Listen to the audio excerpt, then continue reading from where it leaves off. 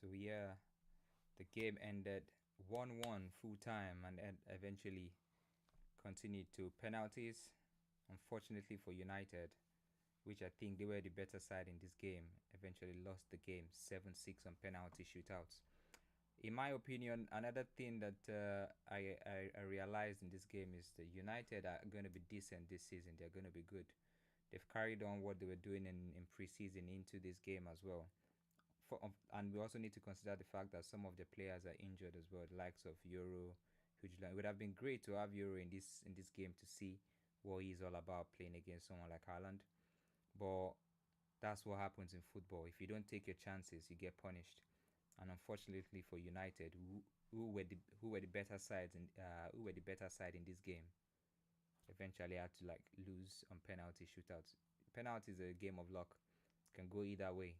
But I think both sides can take positive from the game because we also need to consider that City played a lot of youngsters in the first half, but we still need to give credit to United for what they've done.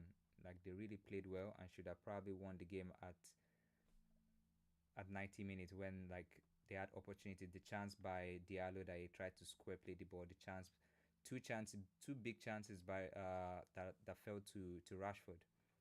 The two were not on target, which is a shame. This is a big season for Rashford, and I think he needs to do better if he wants to remain at United. Because if he doesn't explode into the spotlight this season, I think United are going to move past him. Because there's no point holding on to him. You just need to cash in on him. He's an academic graduate as well, so either way you'll be making a profit. So cash in on him and move on from Rashford. Also, I think big credit to Ten Hag for what he's doing right now. I think United are going to be a lot better this season compared to last season, and hopefully they can carry this into the season and continue to do well.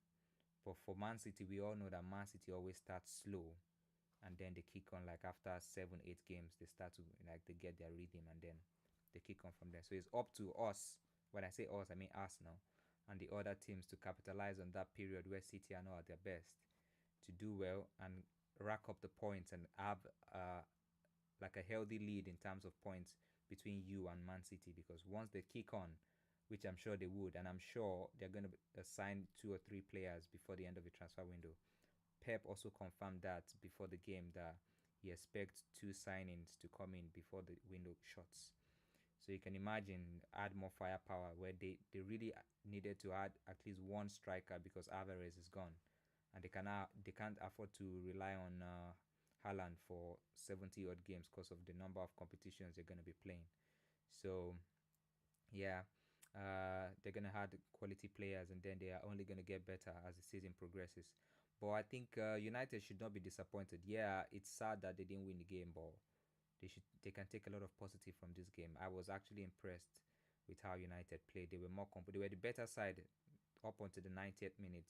They were the better. City were a lot better first 15, 20 minutes, but after that, it was all United throughout the game.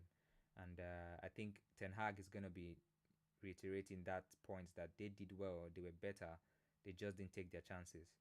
And yeah, the season is going to be a positive one for United if they manage to take this a kick on from this and not let this put them down. And yeah, also Onana needs to stop that stuff he's always doing where he's clowning himself. He needs to be a lot serious. He worked for the first penalty where Bernardo Silva missed, but you can also blame Bernardo Silva for a poor penalty. He was too lackadaisic, he was too casual, no effort on the ball, no proper effort. He did just pass the ball, and then it was easy for Nana to save. You can see the one that uh, was his name, Ederson almost saved, where he tipped it into the post, bottom of the post, and it went in.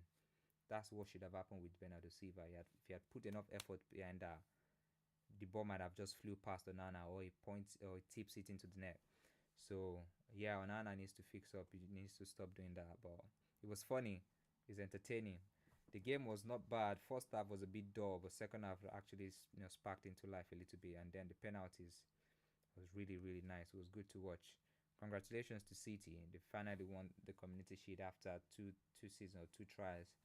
And yeah, commiserations to United fans. I'm sure United fans are going to take a lot of positive from this because most people did not give them a chance going into this game. Everyone tipped City to win it.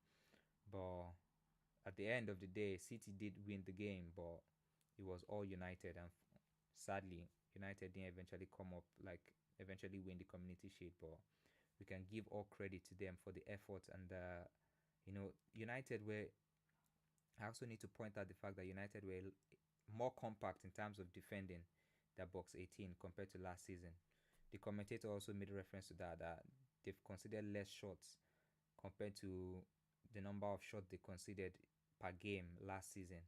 So I could actually see that during the game they were a lot more composed in terms of defending their box, and also the way they press was a lot better compared to what I saw last season from United. I didn't watch all the games last season, but the few I watched, the pressing up front were a bit haphazard. It wasn't coordinated, but this game it was a lot better. Same thing I saw in the preseason game against Arsenal. Their pressing was a lot better compared to last season, and I think if they continue, they're only going to get better, and they might actually. I think they're going to make top four this season if they manage to keep all their players fit and don't not like pick up injuries again. And yeah, congratulations to City. I think that's my take so far about the game rather. And yeah, my top four prediction. I want to make a top four prediction before I end the stream. At the minute, as it stands, Arsenal have not signed an attacker who's gonna help contribute to goals. So first place is gonna be City. Right now, based off what has happened in the transfer market, still gonna be City first, Arsenal second. I the last prediction I made, I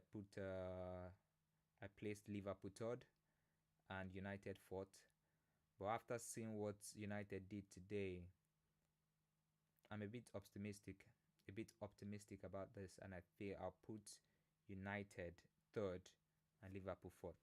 Liverpool need to sign also players in midfield. If not, they might fall short, and then they give it up to the likes of Tottenham and Aston Villa.